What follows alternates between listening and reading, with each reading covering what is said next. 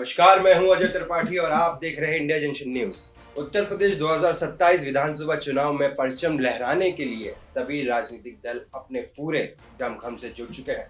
सत्ताधारी बीजेपी जहां 2027 में 2017 और समाजवादी पार्टी 2012 को रिपीट करने का दावा कर रही है, वहीं पूर्व मुख्यमंत्री और बसपा सुप्रीमो मायावती ने करीब 20 साल बाद एक बार फिर 2027 में 2007 को दोहराने का प्लान तैयार किया है। इस आंकड़े को छूने के लिए मायावती बंद कमरे में उम्मीदवारों के चयन से लेकर जातीय समीकरण पर मंथन कर रही हैं। साथ ही विरोधी पार्टी पर भी उनकी नजर बनी हुई। लेकिन मायावती ने काशीराम पार्क निर्माण के दिन अपनी ताकत क्यों दिखाई और 16 अक्टूबर को मायावती कौन सी ऐसी बैठक करने जा रही हैं जिसके बाद विरोधियों की ताकत ध्वस्त हो जाएगी। मायावती के हाथ ऐसा कौन सा ट्रम्प कार्ड लग गया है जो मायावती अपनी ताकत को दोबारा वापसी के साथ विरोधियों को शांत कर देने वाली है। यहाँ तमाम ऐसे सवाल है जिनका जवाब अपनी आज की इस रिपोर्ट में हम आपको दिखाएंगे भी और बताएंगे। दरअसल मायावती ने इस बार 230 सीटों को चिन्हित कर लिया है, जिस पर मायावती का विशेष तौर पर पूरा फोकस।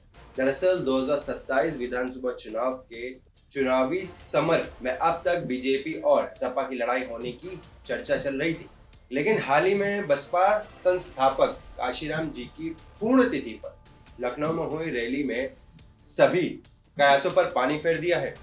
रैली में 5 लाख से भी ज्यादा की भीड़ ने केवल विरोधियों के छक्के नहीं छुड़ा दिए हैं, बल्कि मायावती को भी सत्ता में वापसी की राह दिखा दी। लाखों की जन सैलाब को देखकर ही मायावती ने 5वीं बार मुख्यमंत्री बनने और 2027 विधानसभा चुनाव में जीत मिलने का भरोसा जता दिया है। इस भीड़ को देखने के बाद मायावती ने अपनी तैयारी शुरू कर दी। मायावती 15 से 16 घंटे लगातार मंथन और अलग अलग लोगों को मिलकर बैठक कर रही हैं। इसी क्रम में रैली के तुरंत बाद मायावती ने 16 अक्टूबर को बेहद महत्वपूर्ण कदम लिया और बैठक करने का निर्णय लिया। उत्तर प्रदेश स्टेट लेवल पर बैठक होने जा रही है। इस बैठक में सभी स्टेट के कोऑर्डिनेटर और बसपा के पदाधिकारी और सभी जिला अध्यक्ष शामिल होंगे। मायावती रैली के बाद लगभग 100 लोगों को अलग अलग बातचीत कर चुकी है। खास बात यह है कि सभी लोग पार्टी के पदाधिकारी नहीं हैं। इन सभी लोगों से मायावती ने अलग अलग मिलकर इनपुट लिए हैं। यादव, मुस्लिम, ठाकुर, ब्राह्मण क्या कह रहा है और क्या यह कहना चाहते हैं।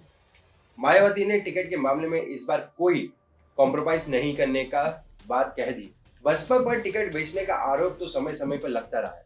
सूत्रों की माने तो पिछले कुछ चुनाव में जिसमें ज्यादा मोटी रकम दी उसे टिकट थमा दी गई। बसपा में आखिरी समय भी टिकट बदल जाता था। इसका बहुजन समाज पार्टी को बहुत नुकसान भी उठाना पड़ता है। लेकिन इस बार एक फिक्स अमाउंट तय किया जा रहा है और आखिरी समय पर टिकट के बदलाव नहीं किए जाएंगे। तो ये थी आज की खास अपडेट।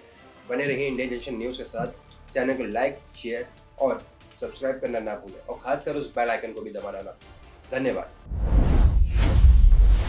इंडिया जंक्शन, खबरों का जंक्शन।